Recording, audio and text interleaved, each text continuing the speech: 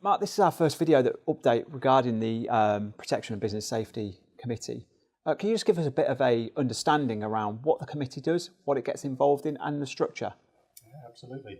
So I took on the role as chair of the committee in April last year when the NFCC was first formed. I've got a vice chair who's Nick Coombe, and then the committee itself is made up of representatives from each of the devolved administrations.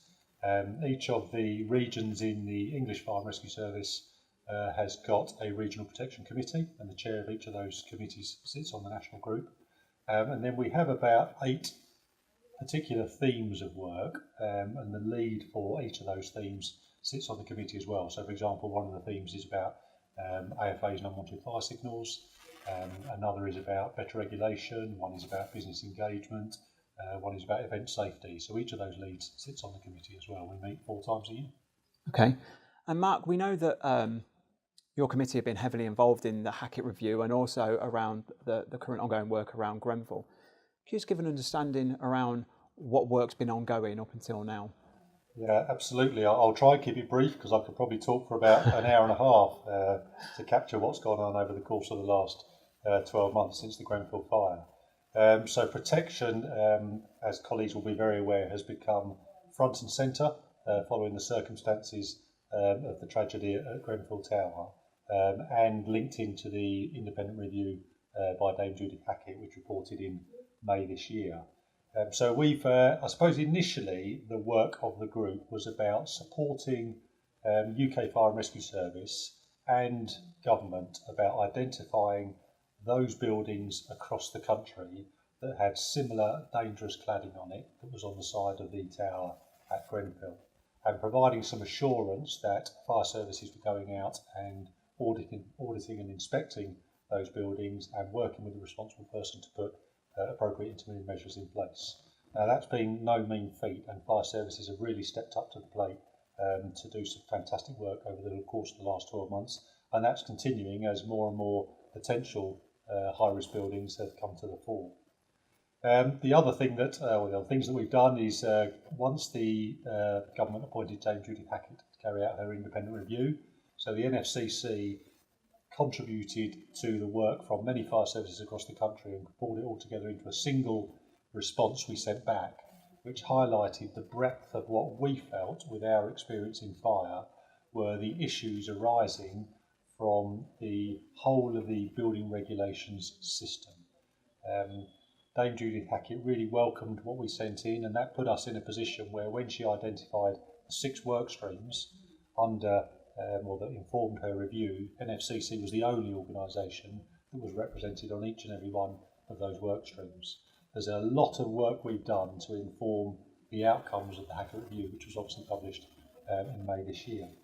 As well as that, there have been various consultations. So government issued a consultation on desktop studies, which has been high profile, and we've coordinated a response to that consultation. There is currently a consultation out about banning combustible cladding on the sides of buildings. We've supported that consultation. There is some work ongoing through the Hackett review about competency across the whole of the building regulation system, including us as enforcers in the Fire and Rescue Service, and we're contributing to that work as well. Now, I suppose the last point I'd make, just picking out some of the key themes, is that NFCC also wanted to make sure it acted as a point of support and guidance to fire services. So some services were finding themselves in a position they'd never been in before, where they were dealing with particularly difficult protection-related issues in high-rise residential building that had ACM cladding on the side of that building and other issues around compartmentation, vulnerable people inside the building. So finding themselves in that position, what they wanted and what we provided was some third-party NFCC support to go and sit alongside those protection officers and offer some additional advice and support in the difficult conversations they were having with local authorities, building owners, responsible persons, and sometimes residents of those buildings as well. And it's amazing just sitting here listening to the update about the expanse and the breadth of the work that you're involved in, and obviously the importance of the committee. The big question for me, I suppose, is what's up and coming? What's over the next 6 to 12 months hold for for the committee? Yeah, again, Mark, there's an awful lot of stuff coming around the corner. I can imagine. Yeah. What we try not to do as well is to lose sight of what I suppose we would call our business as usual work. So I talked earlier about AFA's unwanted fire signals, so the Home Office working with us in NFCC become very interested in what services are doing to reduce the number of unwanted fire signals. So there's a survey which we've co-produced that's going to be coming out to services over the course of the next couple of months to start to gather together data around responses to unwanted fire signals, but also, more importantly, what services have been doing in terms of good practice to try and drive those numbers down over the years, which can be shared more widely. Mark Andrews in West Sussex led a piece of work around the new specialised housing guide, which was published last year, and we committed when we published it that we would review that guide after 6 to 12 months. So Mark is going to lead a piece of work about reviewing that specialised housing guide. And there is other business as usual activity that is taking place as well around protection data that goes into Inform Home Office, around competency and around things like event safety, fire investigation, and many other things that I could think of. So that's the business as usual stuff. Okay. Putting that to one side, then there's also the increasing work that is going to come out as a consequence from the Hackett Review. Yeah. So in addition to the stuff I've already talked about, we know that starting very soon there is going to be various stages of a review into the approved document B, and we certainly want to put a lot of work into that. We know that currently the Scottish Government have just issued a consultation around the building regulations system up there, and we're in conversation with colleagues in Scotland about making sure that we have an NFCC response to that consultation that reflects the Scottish position, but also draws some of the learning from the position south of the border on the back of the circumstances around Grenfell Tower. I've touched on competency, and I'll touch on it again with no excuse really, because it's going to be really important. The competency-based framework, which colleagues in Greater Manchester Fire Service pulled together about 4 years ago, now is a really good time to review that piece of work. It will become one of the standards in the new professional standards body, and one of the things that we will be looking to introduce is third-party accreditation of the competency people acquire through the framework that is in place.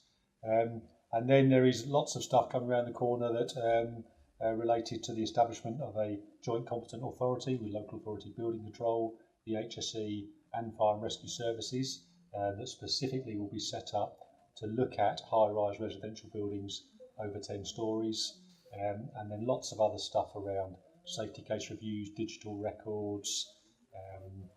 Again, I could go on and on and on, but that's probably a bit of a flavour for what's coming around the corner over the next 10 to 12 months, something like that. One thing I would add is, of course, none of this work happens on its own, and NFCC as a body doesn't have a large number of people that it can pull upon to do this work on a day-to-day basis. So we rely significantly on people from across UK Fire and Rescue Service to support what we're doing.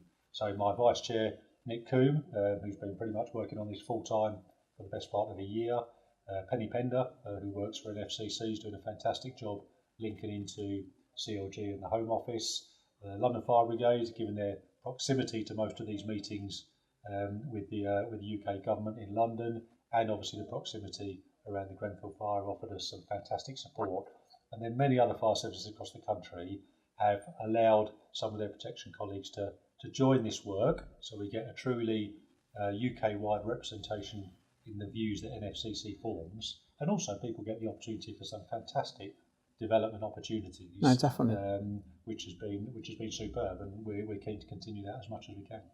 Excellent. I mean, that sounds like you've got your work cut out for the next 6 to 12 months. And I really appreciate you coming here today. And it'll be really good if you could come back at some point and just give us an update, I suppose, in amongst that the next 12 months of where you are and progress being made. That would be really, really good. Yeah, that would be great. More than happy to do that. Excellent. Thanks a lot, Mark. Okay. Thank you.